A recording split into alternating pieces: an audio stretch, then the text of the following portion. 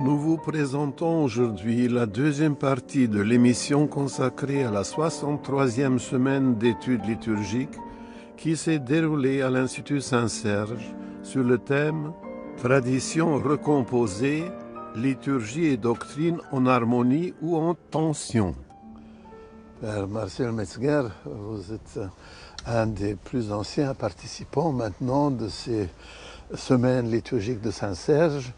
Vous êtes professeur à Strasbourg, à l'Université d'État, mais il y avait là une faculté de théologie catholique. Pouvez-vous nous dire deux mots sur cette situation? Effectivement, c'est la faculté de théologie catholique. Elle avait été fondée en 1902. C'était encore pour Strasbourg le régime de l'Empire allemand. Et la fondation reprenait les statuts de la faculté de théologie catholique de Bonn. Et pour ce qui concerne l'histoire de la liturgie, la chaire que j'ai occupée, cet intitulé figurait dans l'intitulé de la Convention de Bonn.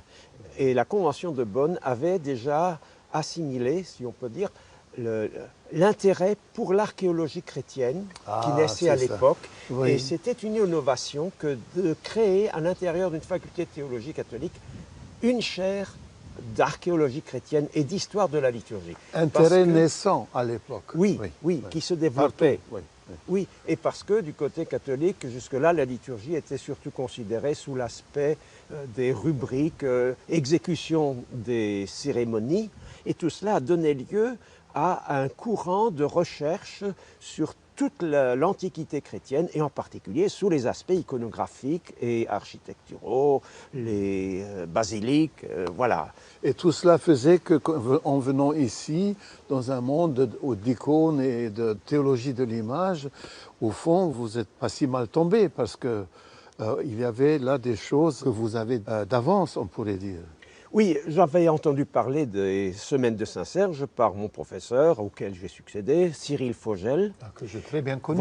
Voilà, qui était un fidèle, ici, et qui a contribué au premier volume sur les Semaines de Saint-Serge. Et il nous en parlait régulièrement. Bon, il est mort subitement en 1982. Je lui ai succédé un an après, enfin le temps des nominations, et j'ai eu à cœur tout de suite de prendre la relève ici en venant à Saint-Serge. Et pour nous, ça a été une grande réussite, parce que pouvez-vous nous dire quelques mots sur cette époque, quand vous êtes arrivé ici, qui vous avez rencontré à cette époque ici? Et c'est des gens qui ont aussi marqué l'histoire de l'Institut et du Congrès. Oui, je me remémore les photos que nous prenions sur les escaliers. Là. Et à l'époque, la délégation italienne était importante. C'est d'ailleurs les Italiens à l'époque qui publiaient les volumes. Les délégations des différentes confessions étaient importantes aussi. Bon, peut-être qu'à l'époque, les calendriers universitaires se prêtaient mieux aux rencontres. Bon, par la suite, on a subi ces effets de période d'examen qui empêchaient des collègues de venir. Alors, il y avait à l'époque tous les participants au renouveau liturgique du côté catholique. C'est quand même l'époque. Dites deux mots là-dessus parce que c'est directement lié, n'est-ce pas? Alors, du côté catholique, c'était vraiment le concile. La première des constitutions historiquement ou chronologiquement, la première constitution, celle sur la liturgie. Et elle avait beaucoup profité de l'ouverture qu'il y avait eu à l'époque sur les liturgies orientales, l'étude comparative des liturgies. Et là étaient présents à ces conférences quelques-uns des artisans du concile. Il y avait Dombot qui venait régulièrement. Après, il a été relayé par le père J. Le père Lannes, donc le monastère de Chevetogne était bien représenté. Tous ceux qui avaient fait des recherches et des publications sur les écrits anciens. Également le père Renoux, n'est-ce pas, à l'époque? Oui, le père Renoux qui est toujours là. Oui, voilà. Le père Rose, chanoine Rose, André Rose, qui venait de Namur, spécialiste des psaumes. Bien sûr, de votre côté, il y avait le père Bobrinskoy, qui était... J'ai connu encore le père Kniazef. Oui, bien. Avec son arrière-fond vétérotestamentaire. Oui, avec beaucoup d'enthousiasme, il nous parlait de toutes ces rencontres. L'exégèse était très représentée aussi. Il y avait toujours, plus que maintenant. Plus que maintenant. Oui. Il y avait aussi, de façon systématique, un apport vétérotestamentaire et juif. C'était le père Ruby qui venait nous apporter toute cette expérience, au fond, le patrimoine juif, hébreu, comment il a ensuite été assimilé par le Nouveau Testament et l'Église. Voilà. On avait toujours tout ce parcours historique qui était pratiquement systématique, c'était régulier.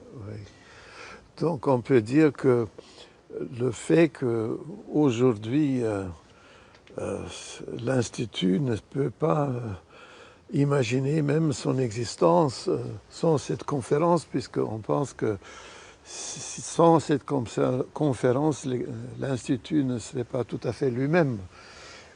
Et sans vous et tous ceux qui viennent. Et ça reste une vitrine pour vous. Et aussi un lieu de rencontre qu'on n'a pas autrement en France. En quel sens? Du point de vue des rencontres sur la liturgie, l'Institut de liturgie de Paris organise des rencontres régulières, mais Saint-Serge était une des rencontres systématiques, régulières, avec aussi cette ouverture internationale. C'est ça, oui. Le Canada était... Oui, l'Angleterre. Oui.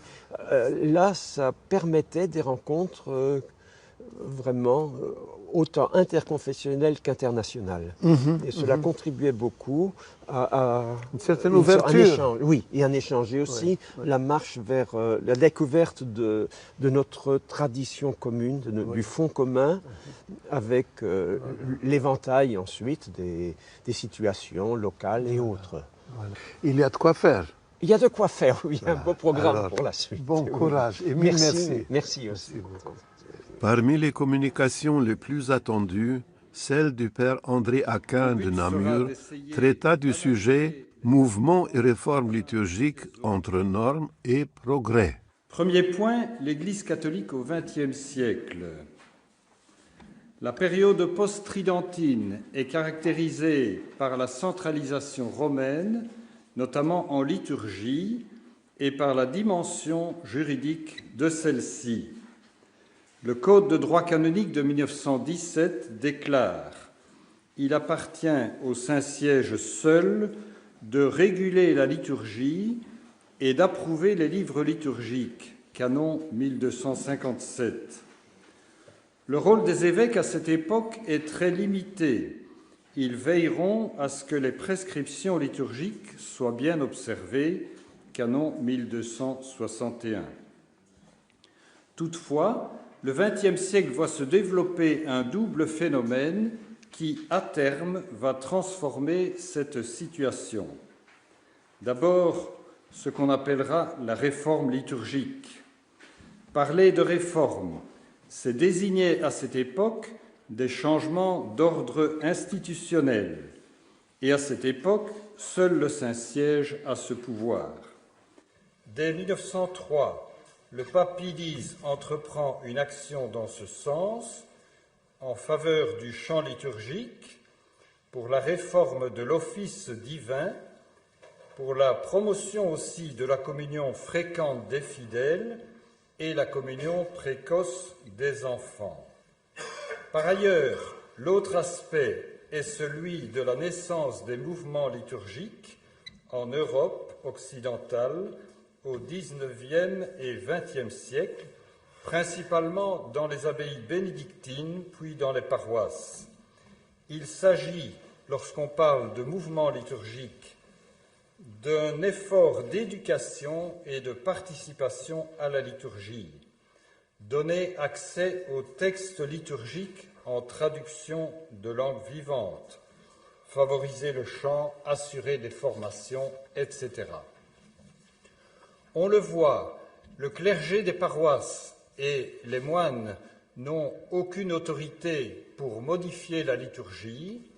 De ce point de vue, leur liberté de manœuvre est très limitée. Par ailleurs, leur champ d'action pastorale peut être considéré comme très vaste, puisqu'il s'agit de faire connaître, de faire aimer et de faire vivre la liturgie. Professeur Joost van Rossum, vous enseignez ici à l'Institut Saint-Serge l'histoire de l'Église ancienne et l'exégèse patristique. Oui. Au congrès auquel nous participons en ce moment, vous avez présenté une communication, une conférence sur la fête de la Dormition, origine, liturgie et doctrine. C'est très vaste, c'est très grand. La première chose que je voulais vous demander, quelle a été la réaction des théologiens orthodoxes au dogme de l'Assomption de la Mère de Dieu dans l'Église catholique? Oui, donc j'ai pensé que c'est un bon sujet pour ce thème du congrès aujourd'hui, parce que souvent on pose la question, vous autres, les orthodoxes, qu'est-ce que vous pensez du dogme prononcé donc par le pape Pie XII en 1950 sur l'Assomption de la Mère de Dieu dans son âme et dans son corps. Le thème, c'est liturgie et doctrine, donc c'est un bon sujet pour ce congrès. Excellent, oui. Et donc j'ai commencé par citer trois théologiens très célèbres. D'abord, Monsieur Kallitzos-Weyr, qui dit « L'orthodoxie croit ferme en son assomption corporelle ». Deuxièmement, un autre théologien très renommé, le père John Meyendorff, qui dit « La glorification corporelle de la Vierge, c'est bien testifié. » Attesté, et bien attesté. Attesté, oui. Il dit c'est un théologumenon. Théologumenon, oui. Voilà. Et troisièmement, c'est notre théologien connu grec, Jean Karmiris, qui dit que le texte liturgique, c'est seulement de la poésie, c'est une métaphore poétique. Aha. Et aussi, donc, j'ai cité ce très beau, bel ex-apostolaire. Oui. Donc, c'est un chant chanté à la fin des matines. Oui. Vous apôtres, quand la Mère de Dieu parle aux apôtres, elle dit, vous apôtres rassemblés ici, des confins de la terre, enterrez mon corps au jardin de Gethsémane. Et toi, mon fils et mon Dieu, reçois mon esprit. On va toujours sur l'icône. Hein? Tout à fait. C'est votre, que la Mère de Dieu, la Mère de Dieu est couchée, elle rend son esprit dans l'image d'un petit enfant. Hein? Absolument. De Christ. Oui. Ce qui s'est passé historiquement, personne ne sait. Même donc, au IVe siècle, il y a un théologien Épiphane de Selam dit qu'est-ce qui s'est passé? On ne sait pas. Et je pensais qu'il faut garder cette modestie. Oui. Et ce qui compte, c'est la théologie, le sens spirituel. Donc, qu'est-ce que l'Église célèbre le 15 août?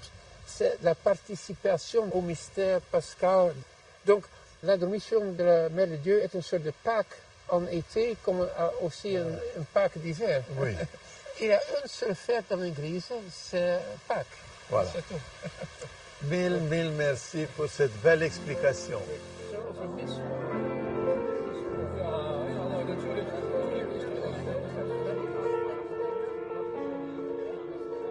Père André Wade, nous savons que vous êtes recteur de la paroisse orthodoxe de Pistoia en Toscane, en Italie. Vous êtes aussi internationalement connu comme liturgiste savant. Votre domaine personnel, c'est l'histoire la plus ancienne de la liturgie chrétienne, et notamment celle de Jérusalem, par les faits même. Et vous êtes, depuis de longues années déjà, un participant assidu de nos congrès, et nous voulions vous remercier d'abord pour cela, parce que vos contributions ont toujours enrichi les discussions, ouvert de nouvelles perspectives. Alors, que représente pour vous, aujourd'hui, dans la conjoncture actuelle de tout ce qu'on peut imaginer, que représente ce congrès annuel liturgique de l'Institut Saint-Serge? Bon, vous savez, c'est une rencontre unique. Il y a des congrès spécialisés de différents types dans le monde et j'en participe parfois. Mais Saint-Serge a quelque chose de particulier. Il y a une tradition, il y a des participants qui sont très reconnus, comme le Père Renou, par exemple, qui est spécialiste dans le même domaine qui m'intéresse, à Jérusalem des premiers siècles, mais pas seulement lui, évidemment. Il y a aussi des liturgistes non seulement orthodoxes, mais aussi catholiques et protestants. Et quelques-uns apportent des contributions très importantes. Mais après tout, ce n'est pas tellement les conférences, les relations, c'est les rencontres personnelles. Vous savez que c'est très amical ici. On se rencontre pour manger, pour boire le café, on échange des points de vue. Et c'est quelque chose qu'on ne peut pas faire en seulement lisant les actes. Non. Et donc la rencontre humaine est très très importante. Il vaut mieux venir quand même. Il vaut mieux venir et puis avoir l'occasion de rencontrer des personnages tels que nous avons eus dans les années passées et actuellement la professeure Gabrielle Winkler, le professeur Matza, le père Renou et beaucoup d'autres. C'est absolument irremplaçable parce que là on peut discuter de points qui ne sont pas traités dans les discours officiels, si on veut, mais qui peuvent complètement vous changer votre point de vue. Alors, Père, puisque vous en parlez si bien, parmi ces points auxquels vous faites allusion, est-ce que vous pouvez donner un exemple? Bon, je pense il y a quelques années, 2 ou 3 ans, Gabrielle Winkler était ici. Elle est une grande philologue et liturgiste qui connaît toutes les langues orientales chrétiennes, ce qui de nos jours presque n'existe plus. Et elle a parlé, donc, pendant les questions surtout, sur l'élément de l'exclamation du prêtre au moment d'élever les saints dons avant la communion, les saints dons au sein. Et en grec, ta'aïa tisagis. Alors, il y a des mythes dans l'étude de la liturgie. Il y a des gens des idées reçues. Et on dit, ceci vient de la liturgie de Saint-Jacques de Jérusalem. Et elle s'est élevée et elle a dit, ce n'est pas du tout si sûr que ça. Après cela, elle a publié un énorme livre, l'un de ces énormes livres, sur la liturgie de Saint-Jacques. Et dans ce livre, elle montre en effet l'osmose qu'il y a eu entre Antioche et Jérusalem au IVe siècle. Donc cela, pour moi, c'était un moment de vérité, si on veut. L'étude doit toujours aller au-delà des théories proposées, des idées reçues. Et c'est finalement seulement dans ce type de discussion où on a la possibilité de faire des défis et de casser des idées toutes faites. Des idées toutes faites, tout à fait, tout à fait. Et d'après vous, pendant ces congrès, c'est une des choses qui se passent. Certainement, parce que si on soulève un argument où on est ou intéressé ou pas d'accord, on a la possibilité d'aller discuter. Voilà, c'est ça. Alors là, ça va beaucoup plus vite qu'attendre des articles qui paraissent 7 ans après avoir été lus à des congrès et puis qui ne disent pas exactement ce qu'on voudrait trouver.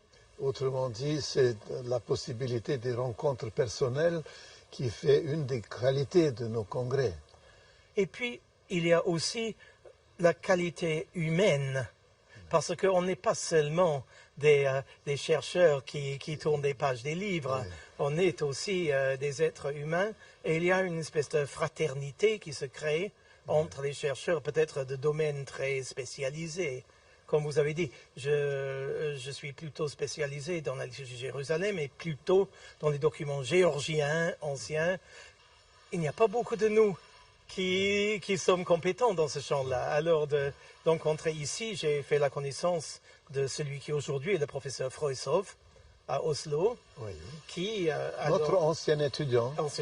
d'ici, qui a fait un doctorat extraordinaire sur le Sinaï géorgien 34, qui est un horlogion à 24 offices par jour préservé sur le Sinaï, qui a fait un doctorat qui était entre Saint-Serge et l'Institut catholique et la Sorbonne, qui a été tout à fait brillant. Ah oui. Et à l'époque, j'étais en France, à Belfort. Il est venu une semaine depuis Oslo pour parler avec moi de cette question, de ces diverses questions de son manuscrit. Ouais, ouais. Alors ça montre que le contact humain est très très important. Oui. Et puis bon, nous sommes ici dans un contexte chrétien et il y a l'amour chrétien qui existe vraiment. Et on peut même dire des choses brusques mais sans s'offenser. Il y a une compréhension que nous avons un but commun quand même et cela est aussi très précieux. Mille merci, Père, et nous vous souhaitons beaucoup de force et beaucoup de persévérance dans vos recherches. Merci, cher Merci. Père Nicolas.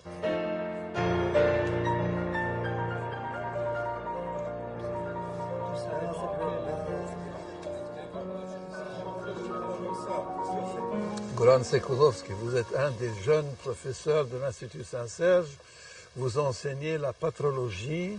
Vous êtes co-éditeur des actes des colloques liturgiques. Et vous avez présidé ce matin la séance qui a beaucoup intéressé tout le monde. Est-ce que pour vous il est important qu'un orthodoxe, un théologien orthodoxe, connaisse aussi les liturgies des autres confessions chrétiennes? Je dirais que c'est indispensable parce que la source même est commune pour toutes les traditions chrétiennes. Donc si on ne peut pas connaître les racines communes, qui sont la liturgie commune au premier millénaire, si on ne connaît pas les racines communes qui sont aussi l'enseignement des pères de l'Église de première commune, on arrivera difficilement aujourd'hui de se parler, de se comprendre et de trouver des ponts. Parce que l'idée c'est de trouver des ponts et non pas d'approfondir les fossés. Pour illustrer cette belle pensée, donnez un exemple que vous avez vécu récemment ou il y a plus longtemps, qui vous a justement permis d'appliquer ce principe.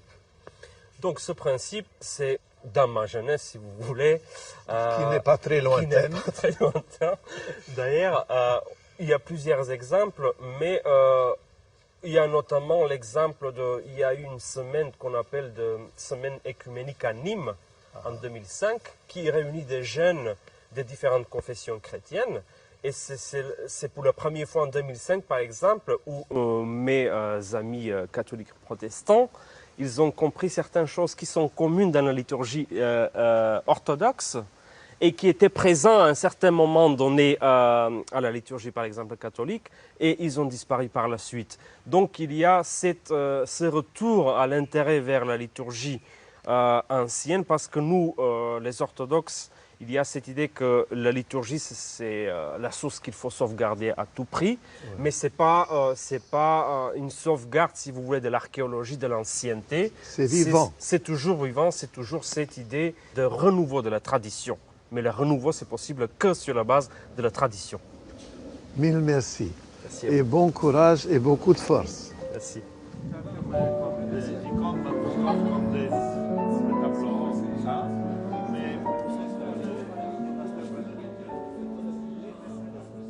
Monsieur le pasteur Laurent Gagnebien, Chers amis, chers collègues, vous êtes un des amis les plus fidèles de notre institut. Nous vous sommes très reconnaissants. Nous savons que vous êtes aujourd'hui doyen émérite de la faculté de théologie protestante de Paris. Vous êtes un théologien reconnu dans le monde chrétien actuel. Et comme je disais, quelqu'un qui nous a fait l'honneur de venir régulièrement rendre visite à l'Institut Saint-Serge et nota bene à ces conférences liturgiques qui ont permis de démontrer que la vie liturgique, la problématique liturgique et la richesse liturgique existent aussi dans le monde protestant. Pouvez-vous nous dire comment vous avez découvert ces conférences? écoutez, vous me faites trop d'honneur en disant que c'était un honneur pour vous que je vienne à l'Institut Saint-Serge parce que j'éprouve l'inverse. Moi, j'ai été très touché par votre accueil. J'ai toujours trouvé là une fraternité, une chaleur humaine, une agapée, une charité vraie. Et je tiens à vous exprimer ma reconnaissance. Alors, ça fait peut-être une trentaine d'années ou plus de 30 ans, j'ai l'impression que je viens ici. Je ne suis pas encore un chef-d'œuvre en péril, mais ça ne saurait tarder. En tout cas, je ne sais plus comment les choses se sont faites, par qui, pourquoi, comment. Je suis venu ici. Est-ce que c'est peut-être à cause de Bobrinskoï? Sans doute. Oui, parce que quand j'ai été nommé à la faculté en théologie pratique, où j'avais entre autres le champ de la liturgie à traiter, j'avais fait venir notre ami le père Boris, le père Boris Bobrinskoï, dans un des cours que je donnais pour qu'il vienne apporter des éléments de théologie orthodoxe. Tout à fait. Et c'est peut-être lui qui m'a dit, mais venez, ça nous intéresserait. Ah oui. Je pense que c'est comme ça. Donc c'était déjà il y a une bonne trentaine d'années. Oui, oui, oui. Avec vous avez connu le père Alexis Kniazev. Oui, Kniazev. Figure biblique. Oui, qui nous embrassait dans sa barbe généreuse. Oui, c'est un théologien remarquable. Tout à fait. Et qui a trouvé le moyen de parler de mariologie. Absolument. Avec des protestants. Avec des protestants. Je me rappelle qu'une fois, après un de mes exposés, de manière excessive, il m'avait dit « C'est une bénédiction pour nous que vous soyez là. » Vous voyez, oui. Je suis toujours là et c'est plutôt une bénédiction pour moi. Oui. Alors, précisément, qu'est-ce qui vous est, pour vous, est plus particulièrement précieux dans ces rencontres? Bien, écoutez, on découvre dans ces rencontres ce qui constitue un des piliers de l'écuménisme, c'est-à-dire un enrichissement mutuel, non pas au détriment de sa propre confession, mais au contraire pour la mieux retrouver, pour la mieux comprendre et pour la mieux cerner. Je crois que la rencontre des autres nous permet d'aller mieux, plus profondément et plus vite à notre propre rencontre. Et puis j'ai appris, alors, de l'orthodoxie, je dirais surtout, l'importance de la tradition, l'importance de ce qui nous précède, l'importance des siècles et qu'on ne peut pas toujours tout réinventer comme le voudraient parfois les protestants. Vous savez qu'un de mes maîtres à penser est orthodoxe puisque c'est Nicolas Berdyaev. Ah oui, oui, on peut le dire, bien sûr. Oui. Auquel j'ai consacré un ouvrage important. Oui. Nicolas Berdyaev est pour moi une référence privilégiée. Oui. Quel est le titre exact de votre livre? C'est Nicolas Berdyaev, de la destination créatrice de l'homme. Ah, magnifique. Vous touchez le cœur de sa pensée. Je crois que je touche, oui. Absolument. Oui. La créativité comme qualité majeure. Majeure d'un homme créé à l'image d'un Dieu créateur. Voilà. Voilà. Je crois que ça, c'est une dimension qu'on sous-estime trop souvent. Peut-être dans le protestantisme, on est souvent un peu écrasé devant le poids de la transcendance et d'un sola gratia pour lesquels nos œuvres ne comptent pas. Ben, Berdyaev vient réhabiliter dans un large humanisme chrétien l'œuvre possible de l'homme. Il disait que nos œuvres créatrices pourraient étonner Dieu lui-même. Je trouve ça merveilleux. Magnifique. C'est magnifique. C'est magnifique. Et c'est intéressant que c'est un penseur orthodoxe qui dit tout cela, parce qu'on pense très souvent que les orthodoxes sont des traditionalistes. Non, pas toujours. Je veux dire, et on voit ça comme presque un manque de fantaisie. Oui, pas du tout. Tandis que c'est lui qui parle de la créativité. Voilà. Non, tous les orthodoxes connaissent, comme dans toutes les églises, des courants un peu réactionnaires, des courants progressistes. Et il faut l'admettre, c'est comme ça dans toutes les églises. Bien sûr. Mais je pense que nous vous devons beaucoup et je voudrais vous remercier pour votre amitié et votre fidélité et que Dieu permette que nous allons encore nous rencontrer ici. Ben, j'espère l'année prochaine. Voilà. Je m'en réjouis. Merci bien. Merci.